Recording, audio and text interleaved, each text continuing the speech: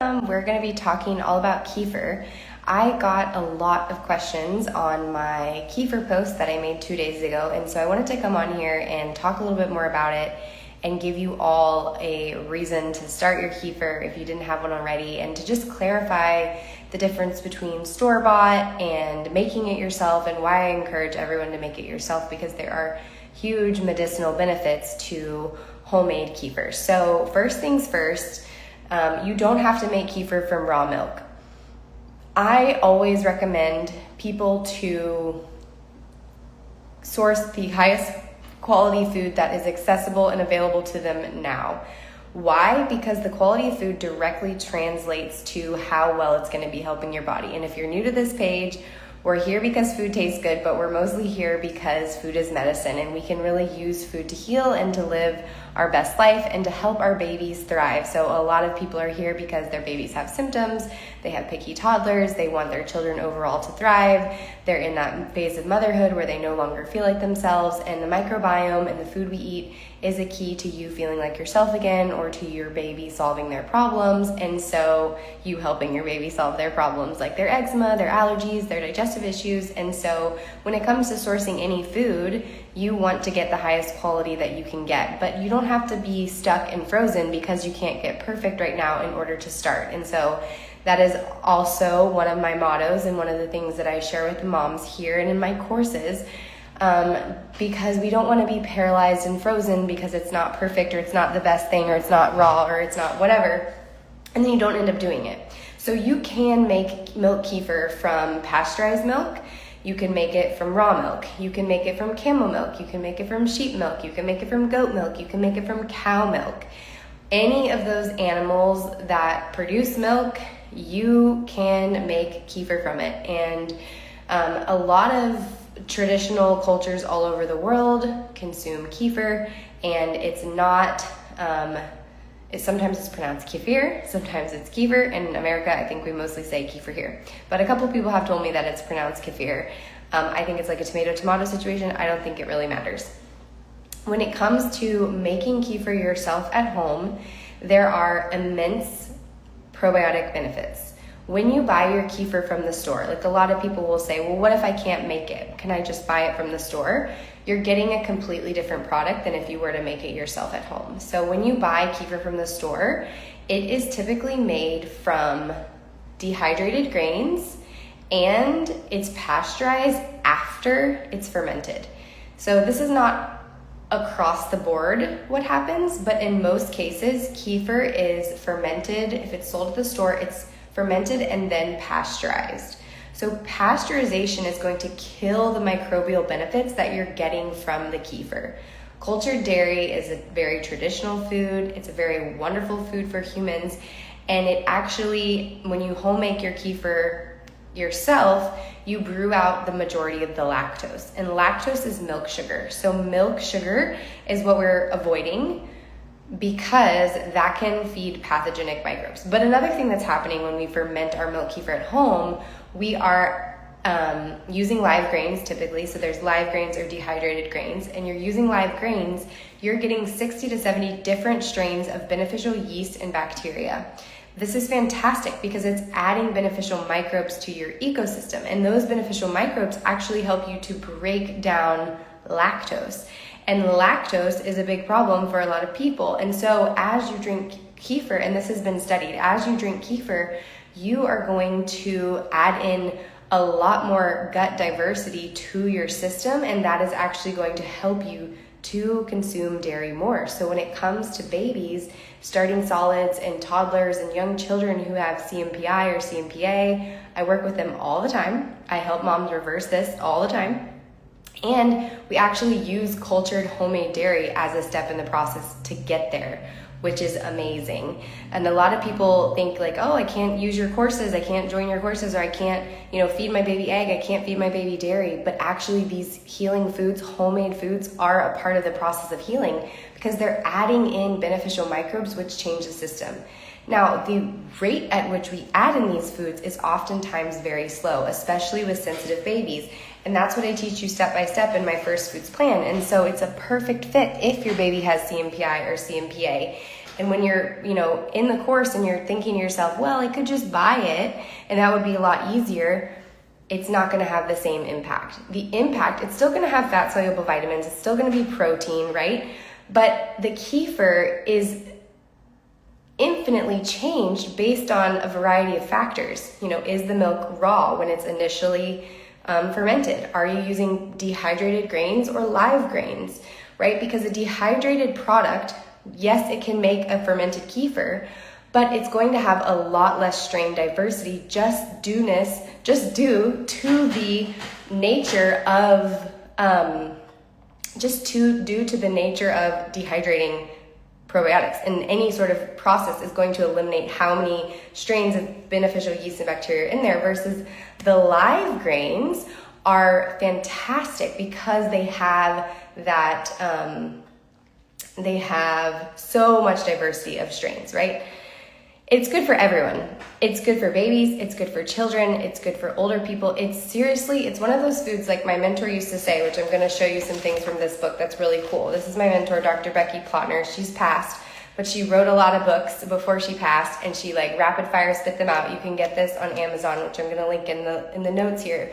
But this is a book all about probiotic foods versus commercial probiotics, and it basically shows us how much more probiotic benefit is from the homemade foods than you can get from a commercial bottle. Now, I still take commercial supplements. I take commercial probiotics. I give them to my children, and I promote very few of them here because I want people to be entrenched in the practices of making their own fermented food. But when ferments are too strong, right, because they're more powerful, more beneficial, we can start with a very clean probiotic like Smidge and make progress, and so that the microbiome is then prepped for other diversity and strains to come into the picture. So the gist of what I've said so far is that when you're deciding whether to make your kefir at home or to buy it from the grocery store, the health benefits of homemaking is through the roof, right? Yeast in the air are also going to impact your kefir. The type of milk that you start with is going to impact the benefits of your kefir. But you don't have to skip out on making kefir just because you can't get raw milk. My next best recommendation would be low pasteurized, non-homogenized milk. But like I was going to tell you, my mentor, Dr. Becky Plotner, she would say that anyone drinking milk, if you're drinking milk, you should be making it into kefir because it's going to multiply the benefits that you're going to get from that milk. So whatever milk you're using, although I typically never recommend a ultra pasteurized milk, which is, by the way, what most milk you can get on the grocery store shelf today, even the organic ones.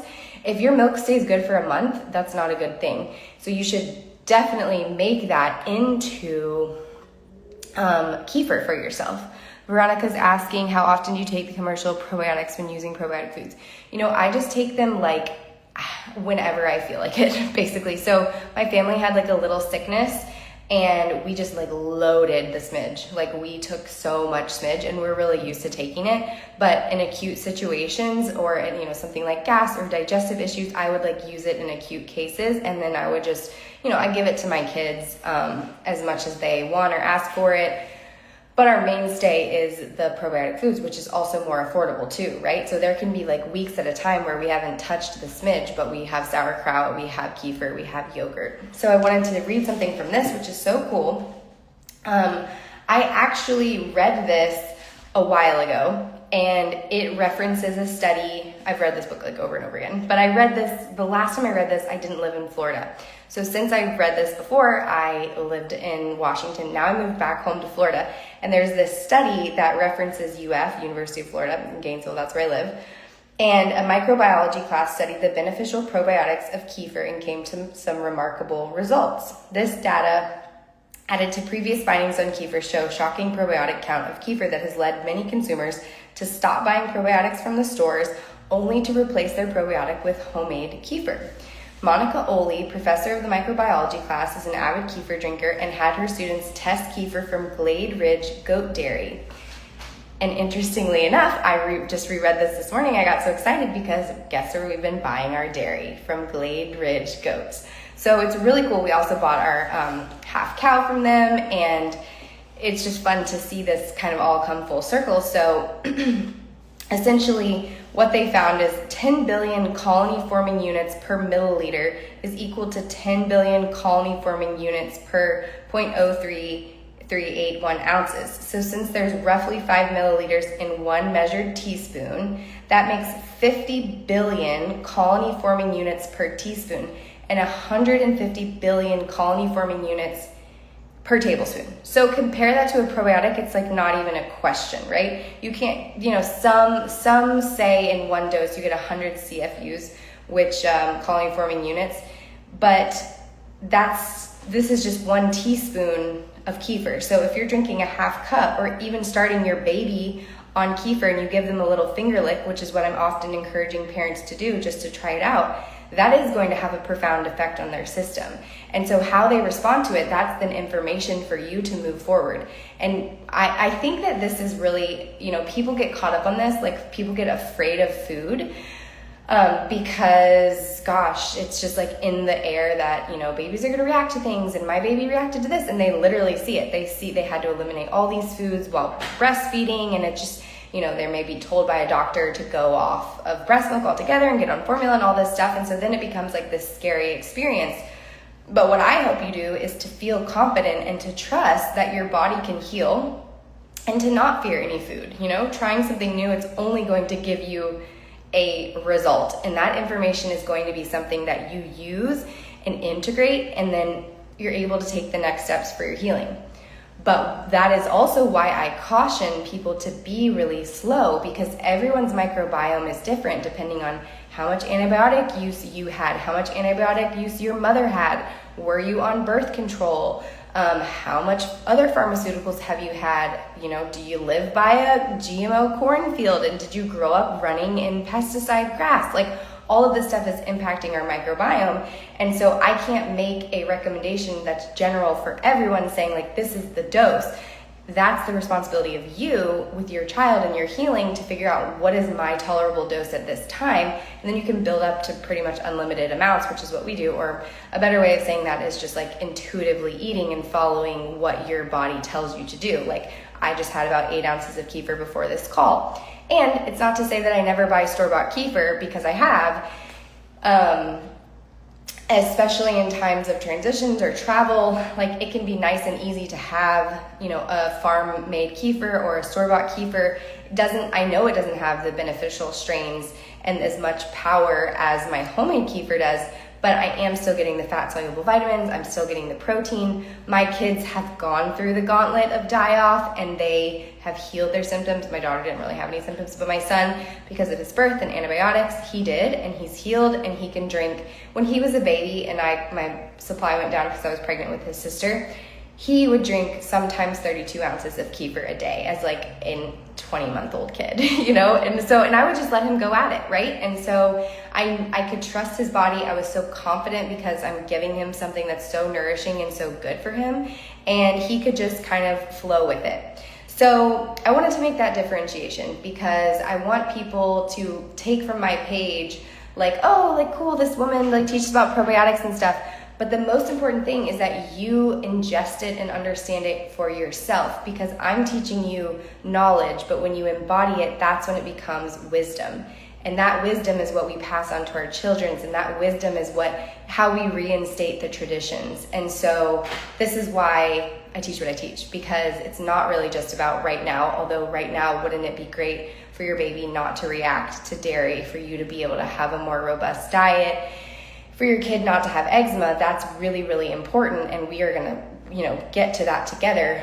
But my mission is bigger than that. It's about making things better for the future and for our children's children. And because I see this lineage of our microbiomes and of our health, you could call it like your genetic wealth, I want to pass on. I want that to be an inheritance for my children. I want them to know what to do in a kitchen. I want them to know how to source their food. I want them to know where their food comes from, because that is a very powerful inheritance. And it is something that's not only impacting them now, but it's actually impacting their grandchildren. And so that is about my mission here. A couple other cool things that I flagged in here is around how kefir essentially, so one of the things that it's talking about in this book on the kefir section is the connection between different strains of fermented dairy, so yogurt, kefir, and then like within that there's a bunch of different strains of yeast and bacteria in kefir, and then a bunch of different strains of species in yogurt, and those are meant to work together. And so the more of that we consume, the more that it's going to give our bodies the bacteria to seed those bacteria into our system, and so that we can digest other foods better. Fermented milk products work together symbiotically. Yogurt production is a result of the arranged development of Streptococcus thermophilus and Lactobacillus debrecki, subspecies Bulgaricus, microorganisms that remain vital throughout the maintenance period. So the fermented milks contain high levels of B vitamins like folate, B9, riboflavin, B2, which are produced by lactobacillus and bifido fermentation process. So I don't know if you know this, but our guts actually produce nutrients. B vitamins and vitamin K can be produced in the gut when we have the right bacteria there, and B vitamins are most famous for mental health. And so whenever I see babies that are like constantly cranky, can't settle down, clingy, I always think about their gut microbiome, because I know their body's not producing those B vitamins, and because the microbiome's impaired, they're not able to digest their foods well enough to extract those nutrients and get them to their brain where they need it. So that's why I see such an improvement and a turnaround when babies start to have gut healing foods and more microbes added to their ecology. It really, really works. And the same thing for adults. Mental health, right? That was actually my first inroad into nutrition and why I started, because depression runs in my family. And I was like, I don't accept this. Why don't I feel good? I don't want to be depressed. I don't want to have anxiety. And so I started working on my gut and my food, and everything changed. And so a lot of people think like it's bad luck or it's genes, but actually with the information about epigenetics, we can actually change how our genes express. And every day and moment to moment, you know that you feel different, right? So it's not really just random. It's actually related to your routine, your sleep, and of course your food. That's going to be the biggest impact of your environment, because that's how our digestive system works. That's how our liver functions. That's how our brains get neurotransmitters. So of course what we eat is going to impact how we feel. I think there's lots of layers to our emotional health. And if you're not at the food piece, gotta start there, because it's so profound what can happen. And I see it in babies, I see it in children, I see it in mothers, and it's part of the reason why I do what I do. So all this to say, I'm gonna hop off here soon, but I just wanted to summarize that dairy is very healing for us. Kefir is one of the best foods that you can eat, especially from a probiotic standpoint. It's often the food that I see takes people to the next level with their healing. Like they'll start to consume it. It tastes so delicious to them. They might have a big die-off reaction, and then they are suddenly better, right? So it is a very changing food. And if you buy it from the store, it will have some benefit, but it won't have as much benefit, like by 10x, as if you were to make it at home. And then there's other factors that impact the outcome of your kefir, such as what type of milk are you starting with, highest quality that you can get. Are you using dehydrated grains or live grains? I recommend live grains. How long are you fermenting it for? What kind of yeast in the air? That sort of type of thing. And I teach all those details inside all my courses, because it's such an important food and foundational piece for gut healing. And then, fermented foods all work synergistically together, because they bring in different strains and different nutrients, and specifically fermented dairies are really good, they work really synergistically together, like your different yogurt strains and your kefir and your, hard rind cheeses. All of those are going to have different nutrient profiles and different microbes. So if you have any more kefir questions, or if you want to get started healing your baby's food intolerances, and even if that includes dairy, I can help you inside my courses. I'm also about to open up my group coaching program. We're about to start again, is what I meant to say. We're going to start again for fall on next Friday. And so if you want to be in this group coaching program, comment apply or DM me apply, and I will send you the link of the application. There are limited spots in this coaching group. It's only 25 families, and we're actually about halfway full. So I know it's gonna sell out. If you're serious about wanting to work with me from now until Thanksgiving, I would love to have you in our group coaching program, and DM me apply for that application link. I'll review your application and get back to you. And then I'm gonna link below everything that you need, the recap of this live, and all of the other ways to work with me and get started. Again, leave your questions here if you have them, and I hope to see you in some of my courses or in the group coaching program. Talk to you soon.